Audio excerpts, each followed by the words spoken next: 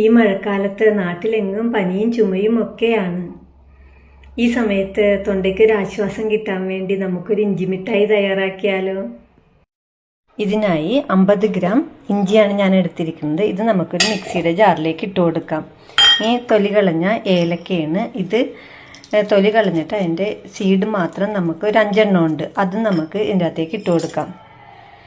പിന്നെ ഒരു 1/2 cup sugar കൂടി നമുക്ക് ഇതിൻ്റെ അകത്തേക്ക് ആഡ് ചെയ്യാം. ഇനി നന്നായിട്ട് ഇത് അടിച്ചുകൊണ്ട് വരാം.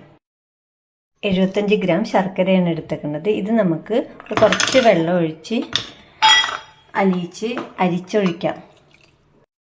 ഇഞ്ചി അരച്ചത് നമുക്ക് ഒരു പാനിലേക്ക് ഒഴിച്ചു കൊടുക്കാം. ഇതിനകത്തേക്ക് കുറച്ച് വെള്ളം കൂടി ചേർത്ത് മിക്സിയും കൂടി ഒന്ന് കഴുകി ഒഴിക്കാം. നമുക്ക് ഇത് പാനിലേക്ക് വെച്ച് നമുക്ക് ഇളക്കി കൊടുക്കാം. ഉരുക്കി അരിച്ചു വെച്ചേക്കുന്ന ശർക്കരയാണ് നമുക്കിത് ഇതിൻ്റെ അകത്തേക്ക് ഒഴിച്ചു കൊടുക്കാം. നന്നായിട്ട് ഇളക്കി കൊടുക്കാം. ഈ സമയത്ത് 1/4 ടീസ്പൂൺ മഞ്ഞൾപ്പൊടി,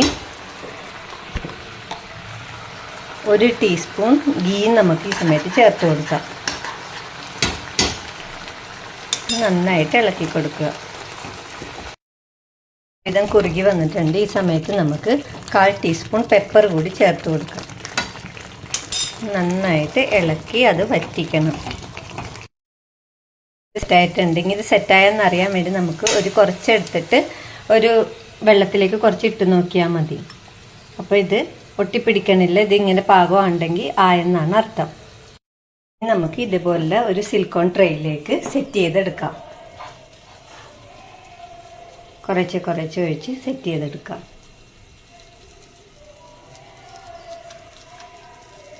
ഞാൻ ട്രേയുടെ അകത്ത് സെറ്റ് ചെയ്യാൻ വെച്ചിട്ടുണ്ട്. അത് തണുത്ത് കഴിയുമ്പോൾ നമുക്ക്. അപ്പോൾ നമ്മുടെ ഇഞ്ചി മിഠായി റെഡി ആയിട്ടുണ്ട്. നമുക്കത് നോക്കാം. ഓരോന്ന് വറുത്തെടുക്കാം. കണ്ടോ, നല്ല ഷേപ്പിന് നല്ല ഭംഗിയായിട്ട് നമുക്ക് ഈ കുപ്പിയിൽ ഇട്ട് വെക്കാം. ഓരോന്ന് എടുത്ത് കണ്ടോ.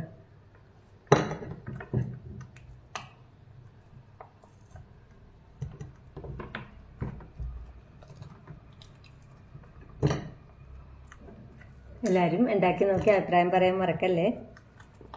കണ്ടോ, നല്ല ഭംഗിയുള്ള.